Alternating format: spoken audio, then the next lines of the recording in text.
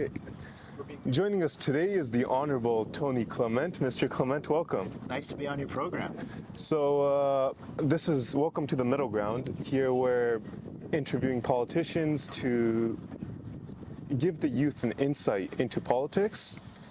And I guess I'll just get right into it and ask you, how did you get into politics? Yeah, so my mother raised me, she was a single mom, and I was an immigrant to this country as she was, and so she got a job at Queen's Park working for one of the members of provincial parliament. And about the time I was 14, there was a provincial election in Ontario, and if the MPP that she worked for didn't win, she was out of a job. So there was a real incentive to work in the election. So I started out, handing out leaflets and flyers and doing canvassing and those kinds of things.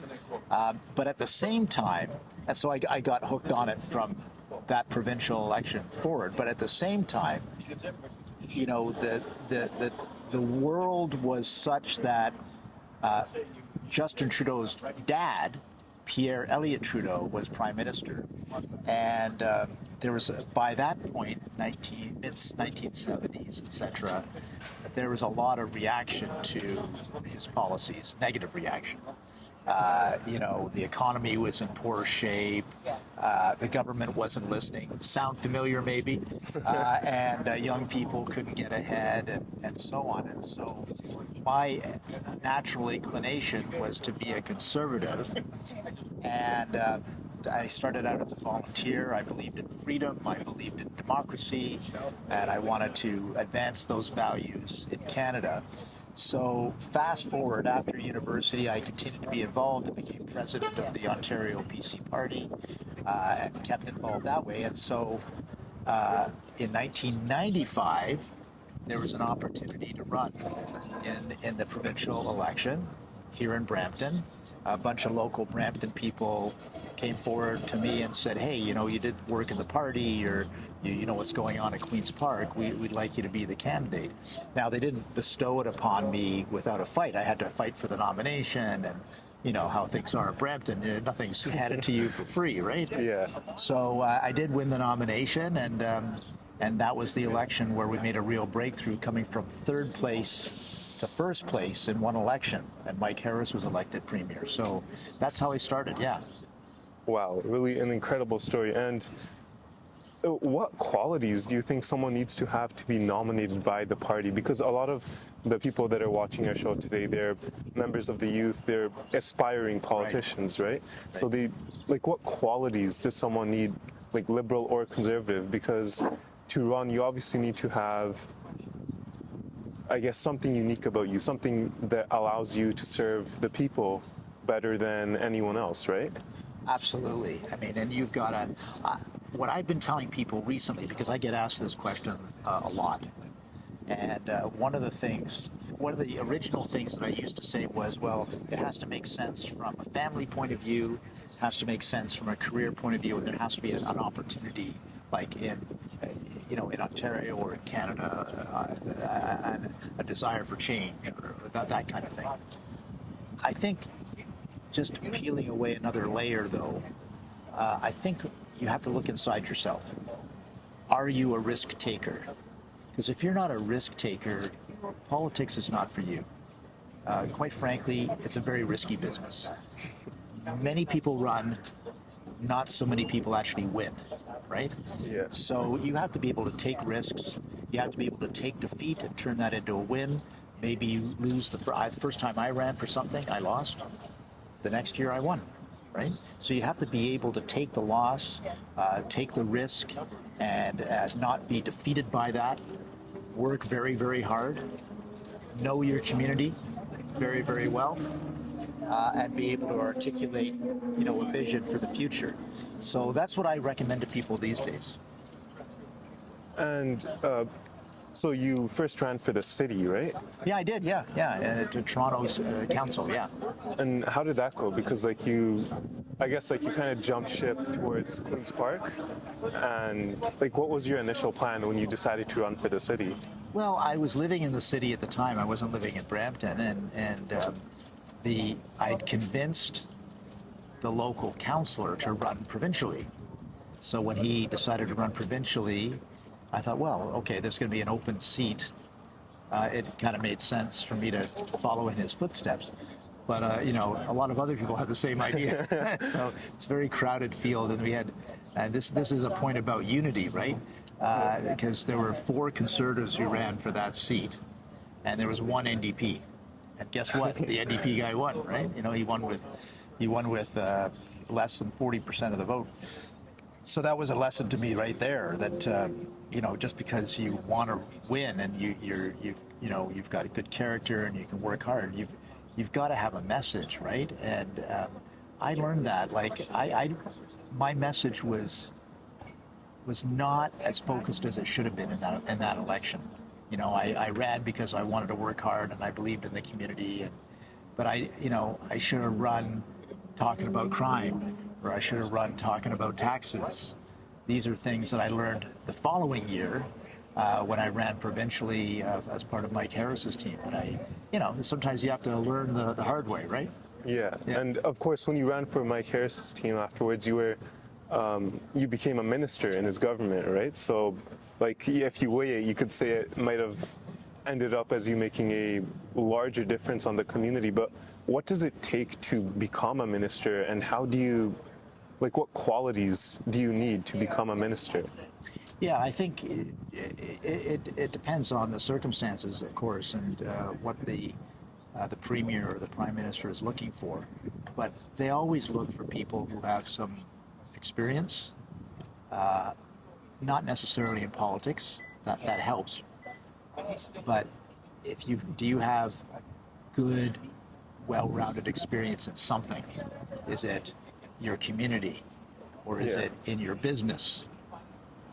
Is it managing a large organization, even managing a small organization?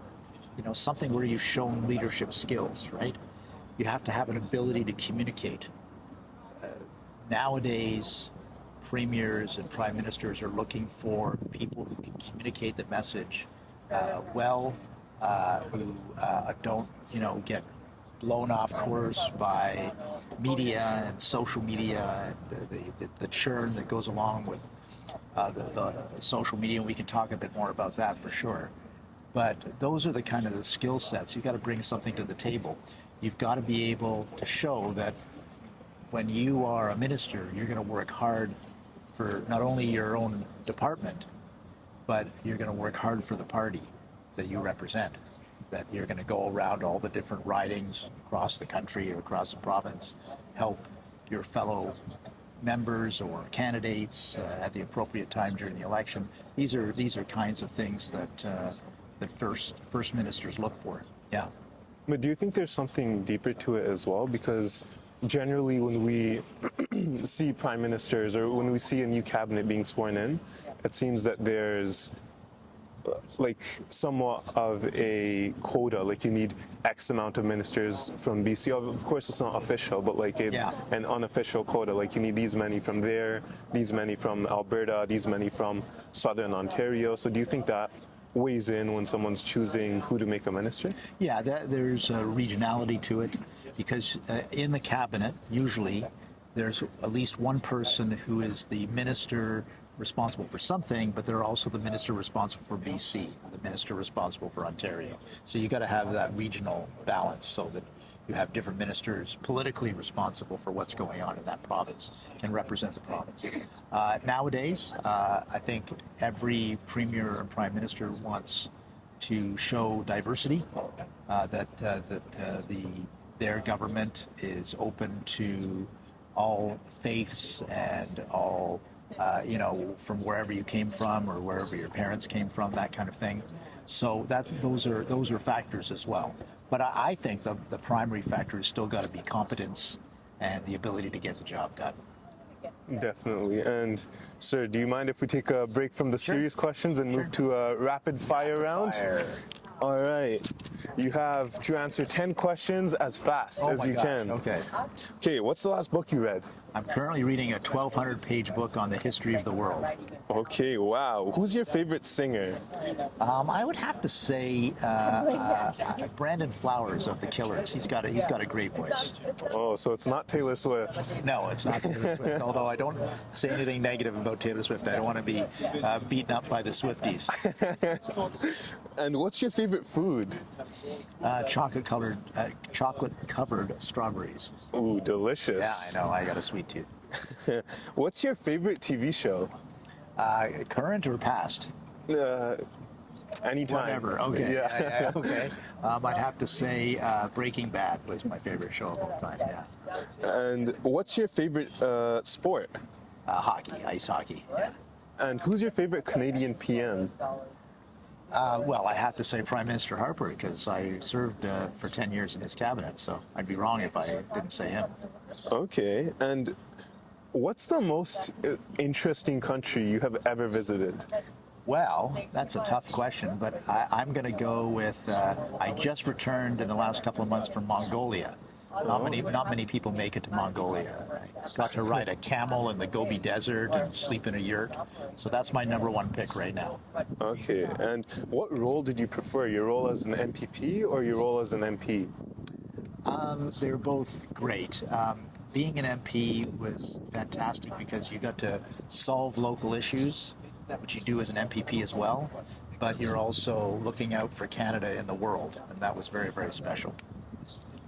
And what was your first job? I was a busboy in my dad's restaurant, and I got paid $39 a week. 39 bucks a week, And I okay. worked from 2 p.m. to 2 a.m. every day. Yeah, I don't think minimum wage was $16 back then. No, it's not. And what was your favorite subject in school? Oh, probably history. Yeah, I liked history. Still do. That's why I'm reading the history of the world. Yeah, that makes sense. And speaking about history, you have a long history as a member of cabinet, both in Mike Harris's government and in Prime Minister Harper's government. So I guess my question to you now is, how are you able to benefit your riding as a cabinet minister? Because obviously there's a lot more responsibility you carry. You have a portfolio with you. How are you able to give back to the community that elected you? Yeah, I think that's really important to understand. And those cabinet members who don't think of their ridings almost constantly, it's not going to work out very well for them. I think you've got to keep in touch with your riding. When I was a cabinet minister, I continued to door knock in between elections in my riding to make sure I understood what people were going through and what the struggles that they had and how I could help them. I had a very good team of people working in my constituency office that could help solve local problems. I think that's really important as well. And you're one of the things that you are as an MPP or an MP. You are a community builder, right? You're not just there to tell them what's going on in Ottawa. You've got to tell Ottawa what's going on in the riding, and if you can help, land a new business in the riding or new community, help and that kind of thing, then you're doing your job properly, I believe. And you yourself actually helped your own riding when you brought the Ontario Courthouse into what's today is Brampton South. And how tough was it to do that? Like, how do you get it to be built in your riding as opposed to any other riding in the province? Yeah, so first of all, Brampton is considered for the region of Peel, is considered the judicial seat. So there was always going to be a courthouse in Brampton, but the old one was on Clarence Street, and it was an old light bulb factory, if you can believe it. And that was being used as a courthouse. So I went to the Attorney General and I said, look, Charlie, we got to do this. Is, Brampton's growing so rapidly, Peel is growing so rapidly. There's no way we can continue in that old courthouse. And I convinced him, and it helped having Bill Davis in the riding, the former premier, who wanted the courthouse built too, and he wanted it named after his dad, who was the Crown prosecutor, and we wanted to name it after him. So in the end, we ended up naming it after both. It's called the Davis Courthouse, but it's after father and son. Oh, that's interesting. I didn't know that history behind it, the name of the courthouse. And then, but that's not where you stopped helping Brampton, is it? Because when you became a federal cabinet minister, you brought the second hospital into Brampton. Still provincial. Oh, that was provincial? Yep. Oh, sorry. Sorry, you brought the second hospital into Brampton. Yeah. But the first hospital was demolished. I think I was one of the last kids that was born in that first hospital. Was that always the plan? Because now we're hearing that Brampton's getting a second hospital. Yeah, so my plan originally was to keep the old hospital, Peel Memorial, and build the new hospital, Brampton Civic. And then after I was gone, the Liberals were in, they did decommission the old hospital. And now Doug Ford has announced that the new... If you want to see more episodes like these, make sure to follow the Middle Ground for more.